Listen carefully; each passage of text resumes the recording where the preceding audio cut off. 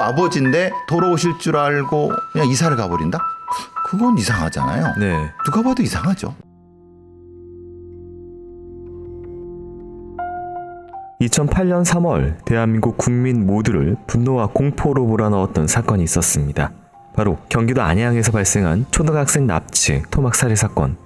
너무나 참혹했던 사건으로 당시 국민들은 공포와 불안에 떨었고 여론은 분노로 들끓었으며 그 결과 경찰에는 시민들의 각종 범죄 및 실종 사건에 대한 제보가 쏟아지고 있었던 때입니다.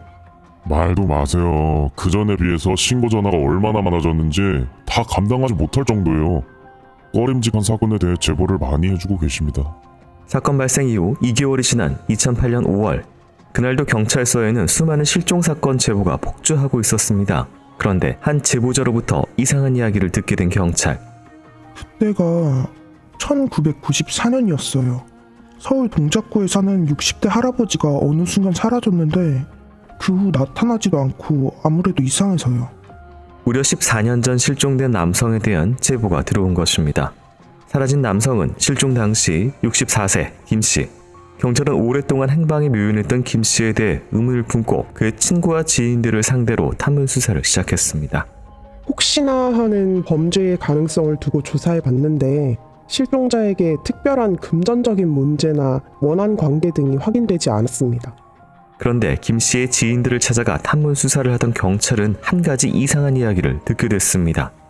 그 할아버지 어느 날 갑자기 동네에 안 보이셔서 무슨 일이 있나 그랬었거든요. 그런데 그때 그분 가족들 반응이 뭔가 좀 이상했어요. 제보자에 의하면 김씨가 갑자기 사라진 건 1994년 4월경. 하지만 김씨는 가족들에 의해 실종 신고도 되어 있었습니다. 그런데 대체 무엇이 이상했던 걸까? 확인해보니 그 신고요. 실종된 지 2년이 지난 1996년에서 했더라고요. 게다가 현재 가족들은 거주지를 옮겨서 서울이 아니라 경기도 군포에 살고 있었습니다. 확실히 미심쩍은 정황들, 경찰은 1996년 당시 김씨의 실종 수사 기록을 확인했습니다. 그러나 살인의 정황이나 생명보험 등 범죄와 관련된 뚜렷한 단서가 없어 결국 장기 미제 사건으로 남았던 김씨 실종. 14년 전 김씨는 아내와 성인이 된 3남매와 함께 살고 있었던 것으로 확인됐습니다. 만약 이것이 살인사건이라면 그 공소시효는 15년으로 이제 고작 1년이 남아있는 상황. 경찰은 이제 분가에 흩어진 그 당시의 가족들을 하나씩 찾아 나섰습니다.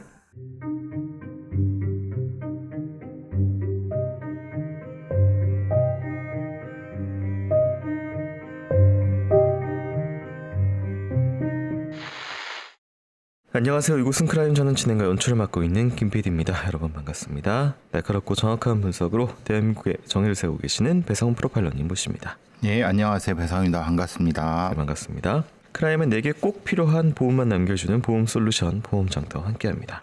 오늘 준비한 사건은 2008년 한 통의 제보 전화로 시작된 사건입니다. 14년 전에 실종된 인물에 대해서 제보 전화가 들어왔었고요. 1994년 4월 당시 64세였던 남성 김 씨의 장기 미제 실종 사건입니다. 2007년에 사실은 안양에서 여아가 사라졌었고 이게 2008년에 시신이 발견되면서 정성현이라는 범인 이후에 제보 전화가 많았고 시대 상황을 조금 훑어주시면요. 적지 않은 제보들이 있었지만은 100건 중에 한두 건?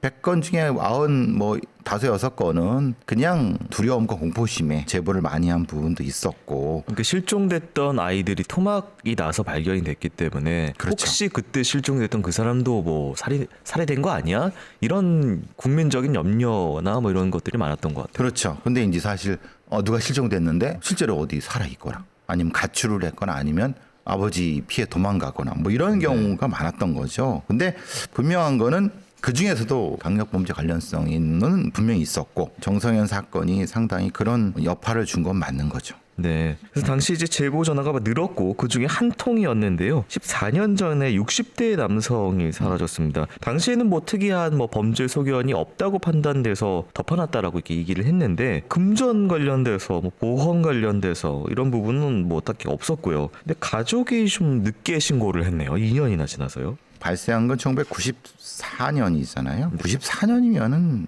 성인 실종이라는 거 지금도 성인 실종법이 없는데 네. 94년도엔 수사가 제대로 됐겠습니까? 그 당시엔 여러 가지 면에서 아버지 어디 나가셨겠죠. 잠깐만 기다려보세요. 치매 아니시잖아요. 아니면 뭐 교통사고 아니잖아요. 그 정도만 확인했을 겁니다. 지금 보면은 뭐 수사? 당신 수사 같은 건 없었어요. 그냥 확인만 할 정도였을 것이고 혹시 뭐 금전관계라든가 원한산 일 있나요? 아니 그런 건 없고요. 뭐 그러면 그러면 가정사 때문에 나갔다 오시겠죠. 그냥 기다려보시. 이게 보통이었어요.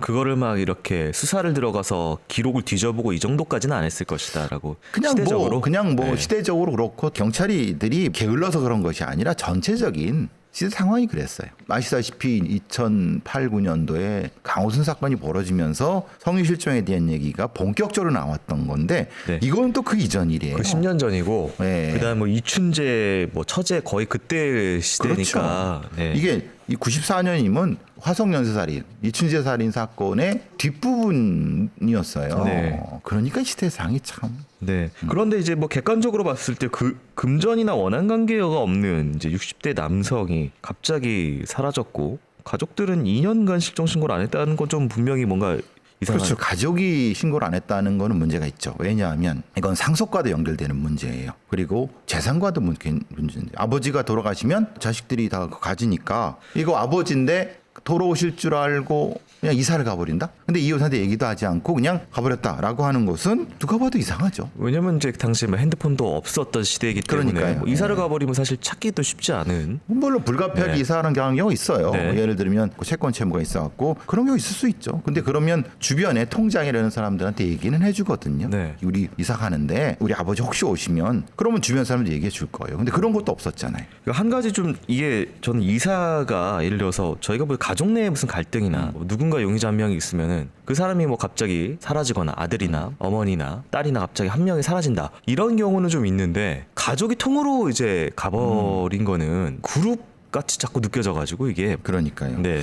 근데 이제 경찰들 입장이나 아니면 이런 사람 보면 당시에 네. 아버지나 누구가 사라졌는데 가족이 사라졌는데 무심하게 그냥 가족들이 이사를 가버리는 거예요. 그 너무 이상하죠. 네. 현실에선 그런 일이 있어요. 그래서 저도 그런 수사라든가 이런 걸 확인해 볼 때 근데 사실 말 못할 얘기지만 사실 그 인간 아주 그냥 그래서 차라리 잘 됐다. 이게 현실에선 존재해요. 그러니까 가족 내 골마가지고. 그러니까 잘 됐다. 가. 이런 경우가 가족 갈등이라는 것 속에서는 존재를 하거든요. 네. 그러니까 그걸 모두 범죄적 상황이라고 보기가 어려운 게 현실에서 그거를 맞닥뜨렸던 경찰 수사관이라든가 지구대 같은 경우는 그럴 수도 있어. 그래서 도망갔을 수도 있어 가족이. 그러니까 조금 지켜보자. 이런 경우는 네. 실제 존재합니다. 네. 여러 가지 케이스 가족이라는 또 특이성이 네, 있다 그렇죠. 보니까. 네. 네. 자, 살아있다면은 2008년 당시에 78세였던 김 씨. 그런데 대체 어디 있는지 경찰은 흩어진 김 씨의 가족들을 찾아갔습니다.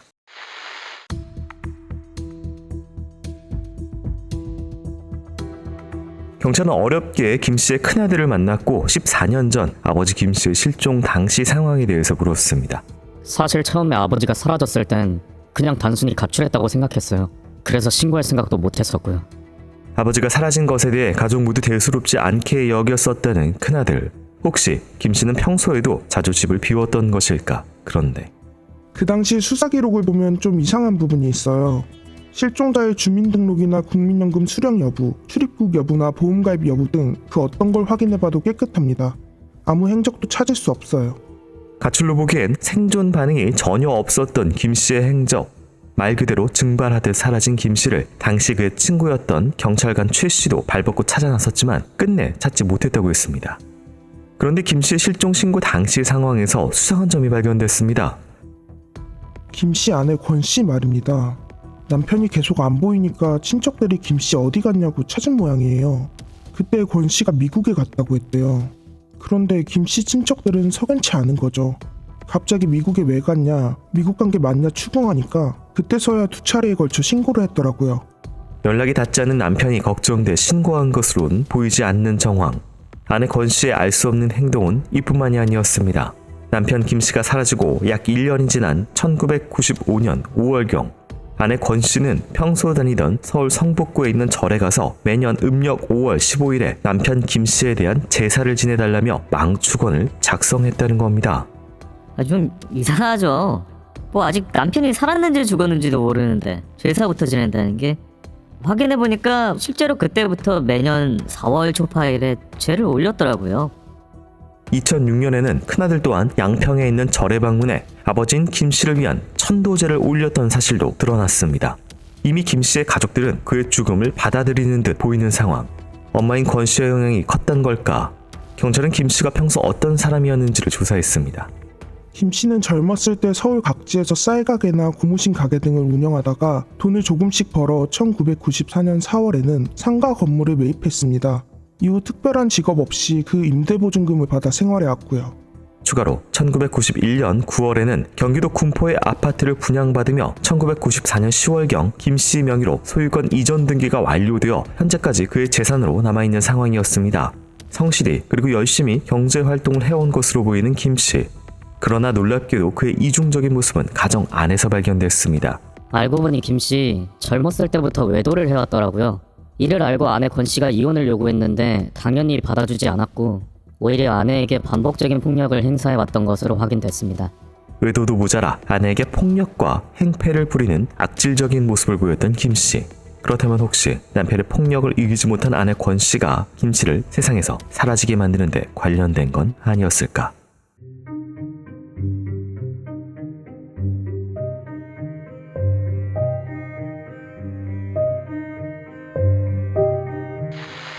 네, 생존 반응이라고 하는 뭔가 사람이라면 돈을 쓰거나 움직임이 있어야 되는데 그런 모습이 보이지 않았다라고 했던 부분이 이걸 어떻게 봐야 될까요?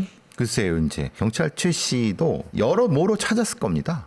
그런데 없었다. 그러니까 보통의 사람이 찾는 것과 경찰이 찾는 건 다릅니다. 찾게 되면 뭘 찾게 되면 이제 그 시설이라든가 교도소 이런데 찾거든요. 이렇게 찾을 수 있거든요. 형사사법망에선. 그러니까 일반 사람이 찾았다고 하면은 미진할 수 있고. 그렇죠. 네.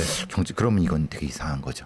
그 친구니까 얼마나 그 꼼꼼히 찾았겠어요. 내 친구인데. 그러니까 남편의 실종 이후에 뭐 특별하게 가족들의 반응이 없다가 자꾸 남편 쪽 친척들이 아내한테 뭐 어떻게 된 거냐고 물으니까 미국 갔다. 미국 왜 갔냐라고 하니까 그때서야 실종 신고를 했다. 그리고 제사도 다음 해부터 지냈다 절에서. 근데 미국 갔다는 거는 출국 기록이 남는데. 네. 그러니까 그건 자기가 당황해서 한 거짓말이죠. 네. 경찰관 최 씨가 안 알아봤겠어요? 출국 기록부터 봤겠죠. 그러니까 그건 다 기록이 남거든요. 사실은 아시다시피 90년대는 해외여행 자유화가 어려웠던 때예요. 네네. 2000년 넘어서 해외여행 자유가 됐지. 그러면 그때는 나가기도 힘들었어요. 엄격히 보안 통제를 했기 때문에. 그러니까 요거는 당황해서 하는 말이고 그러면 이게 거짓말이구나 그럼 알 수 있는 거죠. 네. 남편 같은 경우는 재산이 조금 뭐 있었던 것 같아요. 뭐 상가도 있었고 뭐 아파트도 있었고 뭐 그걸로 이제 먹고 살았다고 하는데 아내에 대해서 외도와 뭐 어떤 심리적, 정서적 그리고 육체적인 어떤 폭력을 행사했던 것 같아요. 그래서 동기 부분이 좀 어떻게 봐야 될까요? 사라진 사람이 가족에 충실하지 못했고 소위 말하는 이제 빌런이었다. 그 얘기 같아요. 네. 주변 사람들 얘기는. 그런 상황에서 동기는 생길 수 있죠. 만약에 외도를 했는데 내 재산 새마을한테 다 줄 거야. 그러면은 현 부인이 가만히 있겠습니까? 그 현 부인의 자식들은 가만히 있습니까? 이건 명확하죠. 네. 이런 동기는 명확해요. 예전엔 이런 경우 많았습니다. 그럼 이걸 알게 된 이쪽 사람들은 화가 날 수도 있죠. 자, 김 씨 실종 사건의 유력한 용의자로 아내 권 씨가 당시 의심을 받았는데요. 경찰은 또 다른 용의자를 발견합니다. 이후 수사 내용 살펴보도록 하겠습니다.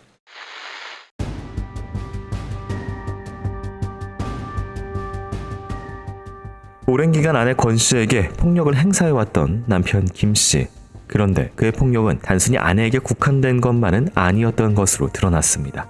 김 씨가 아내를 때리니까 그걸 본 애들이 아바를 말렸는데 문제는 김 씨가 그런 아이들도 무차별하게 폭행해온 것 같아요.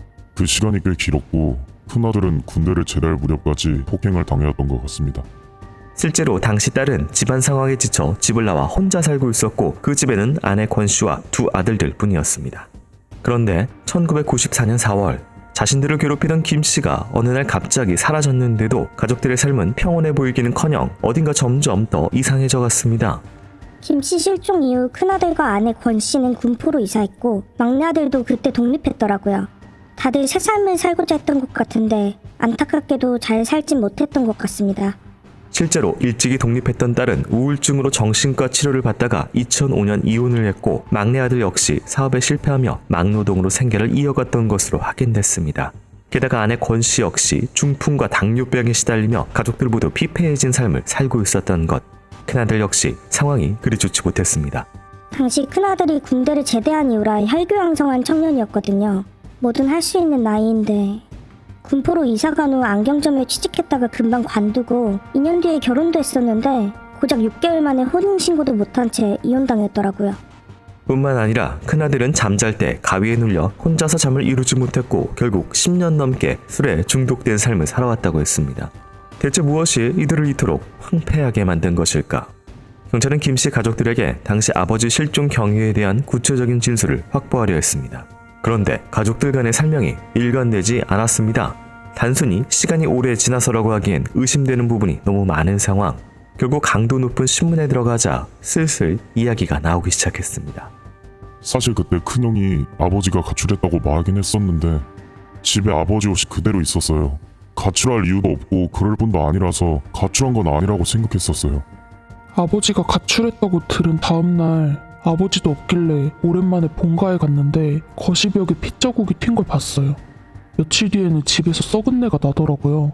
냄새 근원지를 찾다가 지영이 방에 갔는데 개방 붙박이장에서 구더기 같은 벌레가 나오는 걸 봤어요.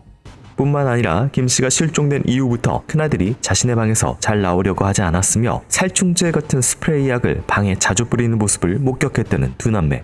대체 그날 그 집에선 무슨 일이 벌어졌던 것일까?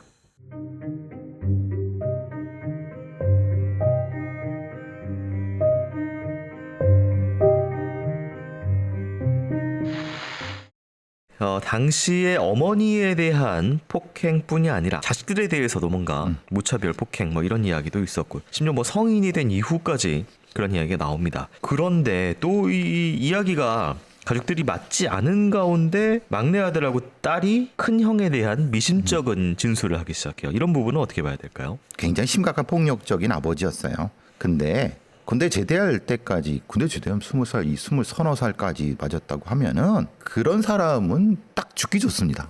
왜냐하면 네. 20몇 살짜리를 때리다가 반격만 해도 한 대만 쳐도 힘이 전복이 그럼요. 되니까요. 옛날 생각만 하고 때리다가 그렇게 큰일 나서 우발적으로 살해되는 경우 많았습니다. 그 상황인 거고 네. 여러 가지 폭력적인 상황에 못 견뎌갖고 딸은 또 우울증, 뭐 정신과 치료, 이혼 상당히 이 폭력적인 상황 때문에 네. 딸의 삶도 굉장히 안 좋았고 막내 아들도 다 그냥 엉망이잖아요. 부인이든 아들 자식들은 다 그냥 엉망이 돼버린 거예요. 근데 이제 가장 문제는 큰아들이 있는데 썩은 내가 나고 벌레가 나오고 그러면 딸이나 막내 아들도 느낌이 왔겠죠. 이건 좀 이상하다. 그래서 더더욱 얘기 못하고 그냥 도망갔을 수 있다는 생각이 들어요. 그냥 뿔뿔이 흩어진 거죠. 알지만 그냥 외면했을 것 같다는 생각이 들어요. 그럼 뭐 이제 어쨌든 군포로 이사가고 그 이후에 이들의 삶도 녹록치 않았던 게 사실 같이 짊어진 그러니까 그렇죠. 알면서도 알면서 얘기하지 않고 뭐 죄책감과 해방감이 교차되는 묘한 상황이었을 수 있겠죠. 뒤늦게 밝혀진 큰아들의 수상한 행동들이 있었는데요. 과연 14년 전 그날의 진실 무엇인지 지금부터 살펴보도록 하겠습니다.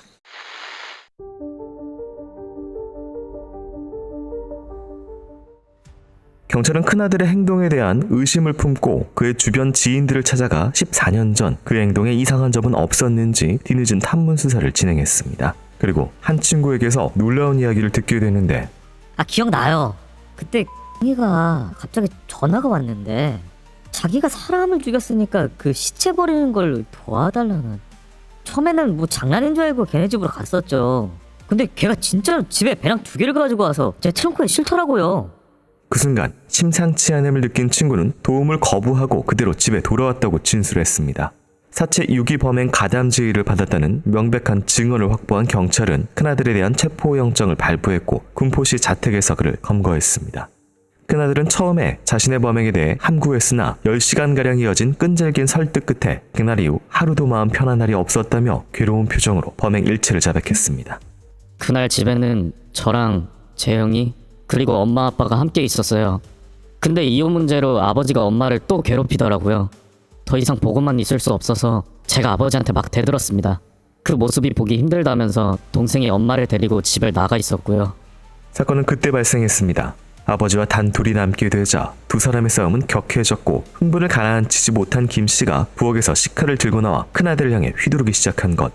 순간적으로 화가 치민 아들은 아버지를 제압한 뒤 칼을 빼앗았고 오히려 김 씨의 왼쪽 쇄골 부위를 한 차례 깊게 찔렀는데 그것이 치명상이 되어 아버지는 그 자리에서 즉사했다고 했습니다. 그때 너무 당황해서 어떻게 해야 될지 모르겠더라고요. 곧 가족들도 돌아올 테고 우선 시신을 처리해야겠다는 생각뿐이었습니다. 그는 급한 대로 숨진 아버지를 감싸 자신의 방 침대 밑에 숨겼습니다. 하지만 일주일이 지나도록 시신을 처리하지 못했던 큰아들은 방에서 시체 썩는 냄새가 올라오고 있었고 결국 자신의 범행이 탄로날 것을 염려해서 가족들이 집에 없는 틈을 타 욕실에서 부엌칼과 실톱으로 아버지의 사체를 토막내 유기하기로 결정했습니다. 큰아들 진술에 의하면 그는 운반이 용이하도록 사체를 총 9개의 토막으로 절단했고 이후 배낭 2개에 담아 보관했다가 가족들이 모두 잠든 새벽 시간대를 이용해 집에서 약 100m 떨어진 집 주변 재개발 공사 현장에 시신을 유기했습니다. 2에서 3일에 걸쳐서요. 그렇게 가족들 몰래 아버지를 살해하고 사체를 모두 유기했다고 생각한 큰아들. 하지만 집안에 남겨진 수상한 흔적들과 갑자기 사라진 아버지를 통해 가족들은 큰아들의 범행을 직간접적으로 알게 되었고 무언가 심상치 않은 일이 일어났음을 직감했지만 오랜 시간 아버지의 폭력에 시달렸던 자식들과 아내 권 씨는 끝내 신고 대신 침묵을 선택했습니다. 큰아들의 진술에 따라 사체를 유기했다는 장소에 가봤습니다만 안타깝게도 현재 그곳은 재개발로 아파트가 빽빽하게 들어서 유골 한 점도 수습할 가능성은 희박합니다. 이 사건은 시신 없는 살인사건이 되어 진실 여부는 큰아들과 가족들의 진술이 유일했습니다. 정말 이들은 20년 가까이 가족들에게 폭력을 휘두른 아버지에 대해 불만과 원망이 쌓여 살인이라는 끔찍한 결과를 가져오게 된 것일까? 그런데 사건 몇 해 전부터 아버지가 오히려 큰아들에게 맞아왔었다는 진술을 확보한 경찰. 게다가 사건 직전 아버지 김 씨가 건물의 임대료와 보증금으로 내연녀에게 빌딩을 사줘 큰아들의 불만이 커졌었다는 사실도 확인됐습니다.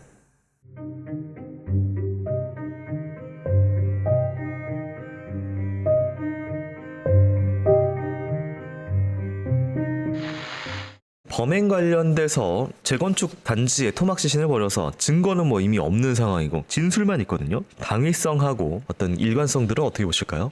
지금 핵심은 이제 이런 거죠. 갈등 상황 속에서 큰아들이 의도적으로 죽였느냐 아니면은 상황 속에서 우발적으로 일이 벌어졌나 이게 조금 애매한 부분이 있어요. 좀 더 정확히 판단해 봐야 되는 것은 이거죠. 이전에는 어느 순간인가 바뀌었을 수 있어요. 힘의 차이도 나고. 그런데 문제는 큰아들한테 맞아왔었다고 하면 이런 거죠. 그러면 그 임대료와 보증금 이런 것들 말하자면 재산을 뺏었을 거예요. 아니면 일정 정도 이것을 가져왔을 거예요.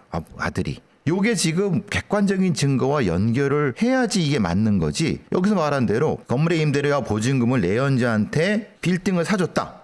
그건 확인할 수 있잖아요. 네. 내연녀란 사람을 확인할 수 있고 그 사람한테 거액이 넘어간 걸 확인할 수 있고 그러면 이것 때문에 그나들이 죽였을 수 있겠다라고 하는 주변 사람의 말과 진술은 간접적일 수 있지만 증거는 명확하면 그걸 따라서 사건을 재구성해야죠. 네, 그게 뭐 중요할 것 같아요. 왜냐하면 이게 가족 범죄에서 우발적인 살인이냐 아니면 경제적 동기가 있느냐는 전혀 다른 문제이기 때문에. 그렇죠. 네. 근데 이제 어쨌든 큰아들 같은 경우에는 아버지를 자기가 지속적으로 폭행했다는 사실에 대해서 아니라고 주장을 했지만 누나와 동생은 이 큰아들이 아버지를 폭행해서 아버지 이마가 찢어졌고 그 꼴이 보기 싫어서 누나가 집을 나와서 살게 됐다라는 진술을 한 적이 있었다라는 부분이 그러니까 반대인 거죠. 아버지의 폭력이 심각해서 나온 것이 아니라 네. 이거잖아요. 네. 전혀 반대 상황이잖아요. 네. 물론 이전에 아버지가 폭력적인 상황은 맞았는데 네, 그건 맞죠.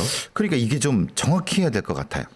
네, 또 한편으로 이런 얘기도 있습니다. 이제 90년대 초에 그 내연녀에 관련돼서 빌딩을 사줬다라는 부분, 그거를 이제 알게 됐고 큰아들이 그 이후로 아버지에게 폭력을 행사해 왔었다.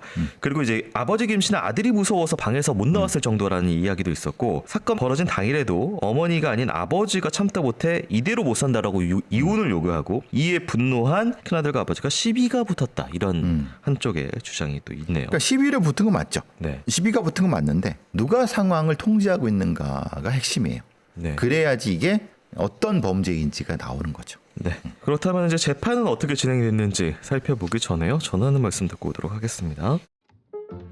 와. 왜? 무슨 일 벌어졌나?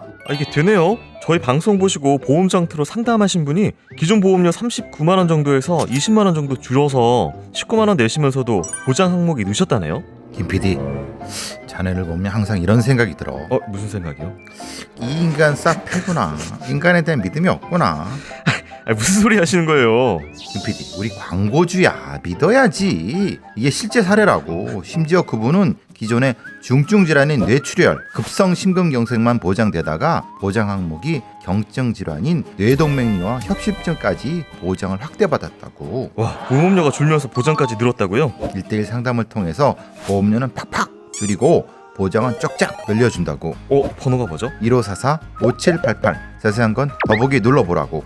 더보기 눌러서 보험장터 링크 클릭하거나 카톡 아이디 JK6003 검색해도 되는군요. 근데 진짜 이렇게 믿음이 부족한 자네는 역시 샤페. 믿는다고요. 광고주님 믿는다고요. 미래를 위한 안전장치 보험장터. 보험은 보험 전문가와 상의해보세요. 당시에 2008년에 14년 만에 사건이 재판이 진행됐는데 판결 내용 살펴보도록 하겠습니다. 이 사건 범행은 피고인이 자신의 아버지인 피해자가 내연녀에게 건물을 사준 것을 이유로 피해자를 심하게 구타한 이후 수시로 피해자를 폭행해 오다가 피해자에게 외도와 가족들에 대한 행패에 대하여 따지던 중 피해자가 든 식칼을 빼앗아 피해자의 목을 찔러 살해한 것으로 그 죄질이 아주 불량하고 폐륜적이다. 또한 수사를 받을 때부터 1심 법정에 이르기까지 일관되게 범행을 시인했고 가족과 지인들의 진술 등을 종합하여 볼 때 범죄 사실이 충분히 인정된다. 피고인의 사실 오인 주장은 이유가 없다. 다만 피고인은 어렸을 때부터 피해자가 외도를 하며 가족들에게 행패를 부려 피해자에게 앙심을 품게 되어 결과적으로 이 사건 범행에까지 이르게 되었고 이 사건 범행이 발각되기까지 약 14년 동안 자살을 생각할 정도로 큰 죄책감에 시달려 온 것으로 보인다 하여 이것이 감안되어 징역 12년에 형량이 최종 확정이 됩니다. 살인을 어떻게 했든 토막을 내고 유기하는 건 사실은 보통 사람한테 굉장히 심리적 타격이 크거든요. 그런 면에서 삶이 뭐 그냥 정상적이지 못했다. 어떻게 보면 이해할 수도 있지만 어떻게 보면은 판사가 지금의 현 상태만을 중심적으로 본 것이 아니냐라고 하는 어떤 얘기도 있을 수 있어요. 물론 당연히 폭력적인 아버지에 대한 그런 부분도 감안한 거니까 좀 종합적인 형태의 판결이 아닌가 싶어요. 전체적으로 종합적인 판단이에요. 조금 아쉬운 부분은 있지만은 어렸을 때의 가족에 대한 학대도 반영이 됐고 그리고 이제 내연녀에게 사준 것도 들어가 있고 그렇죠. 그것 때문에 이제 큰아들이 아버지를 폭행해 왔던 것도 반영이 돼 있는 사실은 내용적 감형이죠. 죄책감도 있었고 자살하려고 했으니까 그래. 보통 이 정도의 존속 살인이면은 20년, 25년 넘어가지만 왜 그렇게 감안하는 게 맞을까? 이런 생각은 들어요. 그 부분은 오랫동안 한국의 사법 체계에 대한 논쟁 중에 하나니까. 죄와 벌에 대해서 어쨌든 지금 뭐 판단해서 판정을 하는 것은 사법부가 유일하기 때문에 그런 부분이 있는 것 같습니다. 큰아들 같은 경우는요, 살인 당시에 공소시효가 있었어요. 태완이법 전이기 때문에 15년이었는데 11개월을 남긴 상태에서 기소가 되어서 12년형을 선고받고 2020년 5월 7일 날 만기 출소를 한 상황입니다. 지금 사회에 있고요. 죄책감을 가지고 살아왔으니까 뭐 지금도 아마 그게 죄값을 치르고 나왔다 그래도 죄책감은 여전히 아버지를 살해한 그런 부분이 남아있을 거라고 생각을 합니다. 이 가족들이 모두가 비극 속에서 살다가 현재까지도 비극이 유지되고 있는 게 아닌가 싶습니다. 그래서 가족 관련된 이런 것들은 항상 여러모로 좀 씁쓸한 그렇죠. 그런 면이 있죠. 남는 게 남네요. 어쨌든 고인의 명복을 빕니다. 교수님 오늘도 수고 많으셨습니다. 고맙습니다.